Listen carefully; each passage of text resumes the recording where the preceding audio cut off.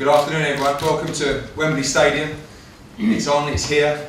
The rematch, Carl FROCH versus George Groves for the WBA and IBF Super Middleweight Championships of the World. Sponsored here by Betway, of course live on Sky Sports box office. It gives me huge pleasure to welcome you all here today for what I believe is the biggest fight in British boxing history. First of all, a few thank yous to, of course, Wembley Stadium, to Sky Sports for making this all happen. This is a dream come true as a promoter and as a fight fan. We look at the great nights in British boxing history: Peterson versus Doyle, Cassius Clay against Henry Cooper, Ben Eubank. Well, we've got another one here, but now we've got one even bigger: Carl FROCH versus George Groves. We're live on Sky Sports News, and I'd like to welcome Adam Smith from Sky Sports to say a few words. Thanks, Eddie. So we meet again. As soon as their thrilling first battle came to that controversially quick conclusion, everyone in boxing hoped the rematch would land almost as swiftly. Huge social media reaction, 82 days of hard negotiating, and then there was the fight for the venue. Some 19 days after that, we were delighted to announce the deal with our national stadium. For May the 31st is one of the most enticing nights we've had in over 25 years of boxing on Sky. The last spectacle at the old Wembley Stadium, which had seen Clay Cooper and Bruno Witherspoon, was of course when Frank finally lifted the world heavyweight title at the fourth attempt on an emotionally charged evening in September '95. Ricky Hatton's greatest hour might have come against Costas Hugh, but he did tempt 30,000 fans over to Vegas, and then a homecoming crowd of some 57, 58,000 maybe at Manchester City. We've had Mike Tyson in Hampden Park, David Hay in Hamburg, even Kevin Mitchell at Upton Park, and most recently last summer Luke Campbell's homecoming outdoors in Hull. There's something special about a stadium fight. There's something unique about Wembley, and there's something in the air when Carl FROCH and George Groves get together. Their warrior mentality, their diverse personalities. Sometimes you need a dance partner, however much you detest them, to bring out your very best. FROCH Groves too has people talking on the streets like no other fight I remember domestically in over a decade. It's the perfect rematch in the perfect setting, and it should be one of the stand-out sporting events of 2014. We'll be bringing you all that, all the build-up, live and exclusively, and the event itself on Sky Sports box office. Enjoy it. We will. Thank you, Adam. As tickets now are on sale, the initial 60,000, which we believe will sell out almost instantly. We'll give updates further for the media during the period today. With an ability to go to 80,000, the biggest boxing crowd post-war. We're here to break records, and we believe we're going to do so. Firstly, I'd like to introduce, to say a few words, the challenger from Hammersmith, George Groves. Thank you. Well, this is it. Everything for a reason. So, without you, Eddie, we got the rematch. We got it in Wembley. Carl FROCH has been mandated. He now has to fight a fight he doesn't want to take, a fight that he knows he can't possibly win. It was a stonewall robbery the first time. Everyone knows it. The IBF know it. That's why they didn't stage me as mandatory with an immediate rematch that is now taking place. It's a great joy that this is happening, because otherwise this is not a fight that's going to take place. Also, Carl FROCH, as openly said, this is not a fight he can take. That it's a fight that he can't get up for. It's a fight that he doesn't want. He's going to struggle for motivation. He wanted to go to Vegas, I believe. He wanted to fight Chavez. He didn't want to take this fight. He's been forced to take this fight. I think that's round one to me. Round two is because we're sitting right here in Wembley, in my home city.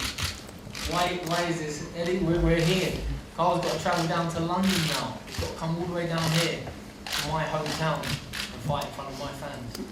This will be a national event, and people will travel for it. But this is my home crowd. Maybe that's fate.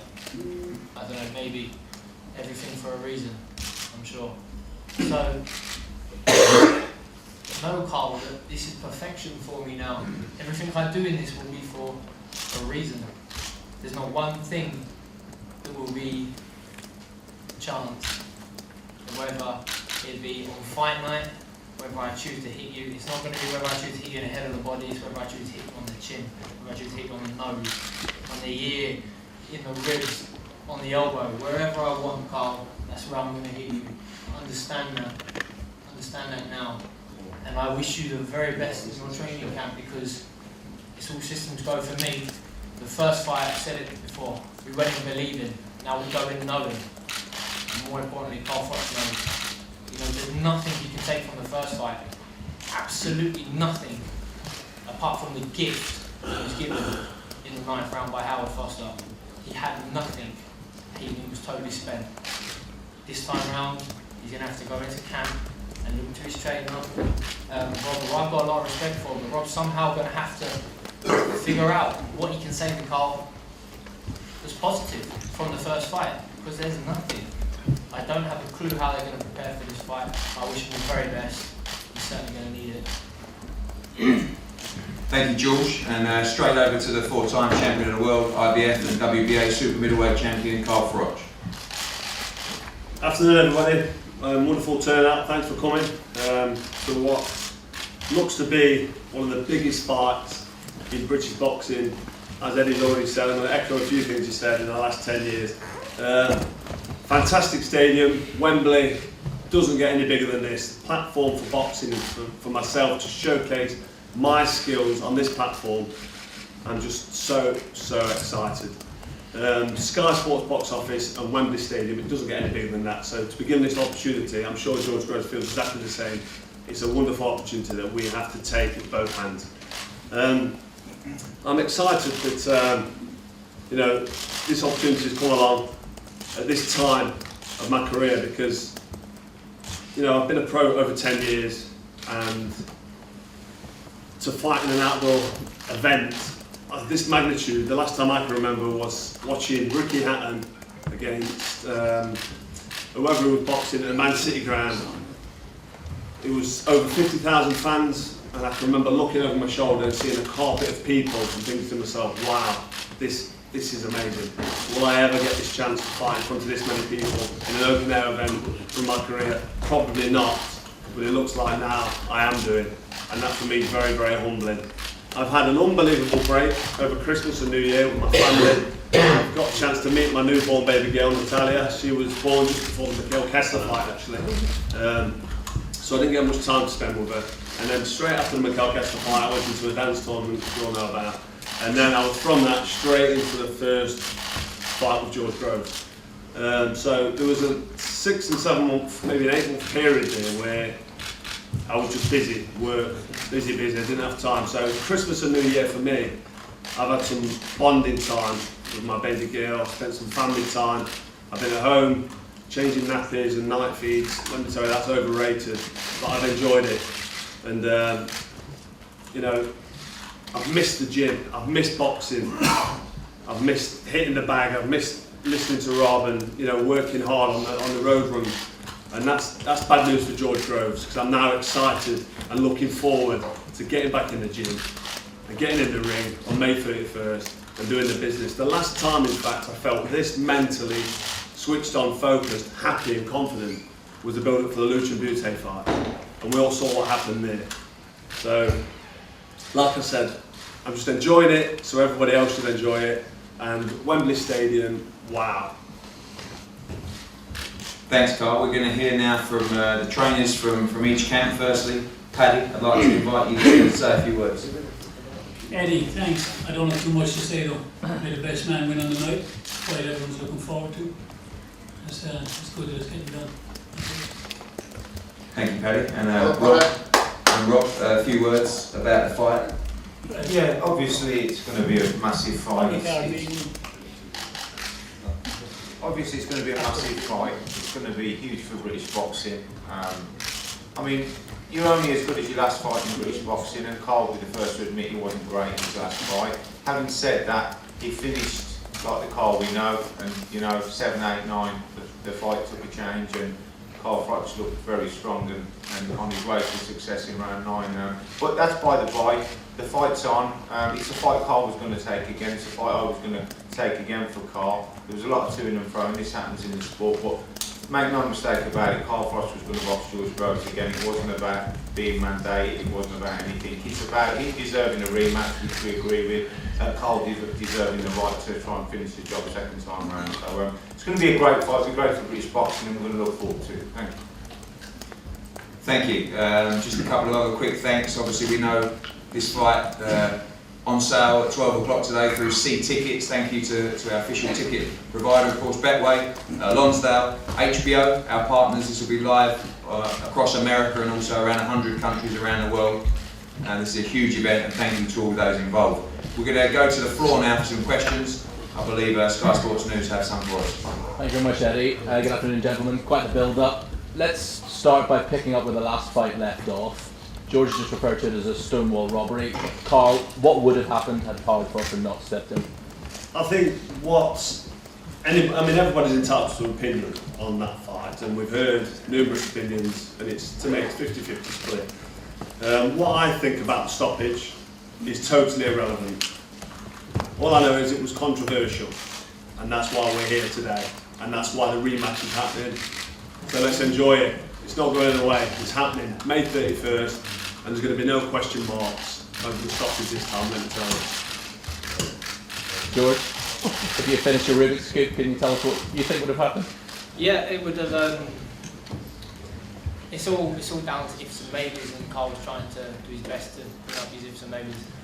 Rob as well is, for want of a better word, lying through his teeth. I mean, 7, 8, and 9. He lost the 7th. He could have given a share of the 8th, and that's me being on Carl's side.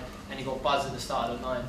He landed a couple of shots in the 9th, and the referee jumped in prematurely. That was the only bit of any success Carl had in that fight. And this isn't the fight Carl wants to take. McCracken said straight after the fight, in his post-fight press conference, that it wasn't a fight they wanted to take back then. And yet it's a fight they want to take now, after what they know and what they saw the first time. This is perfect for me. As I say, I don't believe in fate, but I do believe in everything for a reason. Maybe I had to go through that Stonewall robbery up in Manchester just to bring the titles back to London and change of guard to the younger blood here in London on the biggest stage at Wembley Stadium in what I hope will be the biggest fight in British boxing history. And I'll be the first to pat you on the back, Eddie, for your hard work. It's fantastic for it that it is here at Wembley. Logistically, it looks impossible, but for some reason it's happened. You know, Eddie's grafted to get it here. I don't know, maybe Eddie looking to the future, you know, looking to deal with me, and he wants to work with me here in London. So out with the old, in the new, that sort of thing. And ironically, Eddie, it was about a year ago that you tweeted saying that this fight was medically unsafe, and I pulled you on it at the time. But John, you might just be right, because come May, this fight may be medically unsafe. I know Paddy's expressed his his concerns. He's essentially put a letter into the board, I think, making sure that Carl FROCH is fit to box, because it took one hell of a night. It took one hell of a beating up in Manchester in November, and I wish him the very best. Carl, are you fit to fight? Is it medically unsafe? Well, actually, I've got to go through my medicals, so I can't officially answer that yet. Eddie's looking worried. We have an annual medical, we have an annual brain scan, we do what we need to do, and I think we all hope that when we fight, everybody comes out of the ring very, very safe. You know, I don't like to talk about injuries and being medically not right, because you don't want to tempt fate, and you don't want to talk about what can be a very, very dark side of boxing. I'm fit, strong and ready. At the right body age of 36, I will be ready. May 31st, question marks, there won't be any. Looking forward to it. You should all enjoy it. It's going to be a fantastic event. You should all enjoy it, and enjoy me while I'm here. I echo Carl's words. It will be a fantastic event, and everyone who tunes in will be on for a great journey and a great ride. I hope everyone gets involved and summed up well, Carl. You know, he's not here for long. So. Guys, any further questions from the floor? George, in the last fight, you knocked Carl FROCH down, only the second time I think that's happened, but you didn't have enough power to finish the job. What's happened in the last 82 days then? You put that question so eloquently. I had a game plan going into that fight that I was going to do what I was going to do, and Carl FROCH was going to walk onto shots that he would be able to recover from. In the first round, he walked onto a shot that put him over. I didn't for 1 second think that I needed to become anxious or desperate, or this was my only chance. In fact, I just thought, let him carry on walking onto these heavy shots for the rest of the night, which he did, which he was doing. I didn't need to stop him there and then in the first round. No, Carl FROCH has got a good chin. There's no need for me to become desperate, as I just said. So I took my time, let him walk onto many more heavy shots, and at worst case, win by a landslide on points. The referee prevented that from happening. Unjustly. That's why we got the rematch. Carl, sort of the same question. Because you've admitted, Rob's admitted, not your best fight.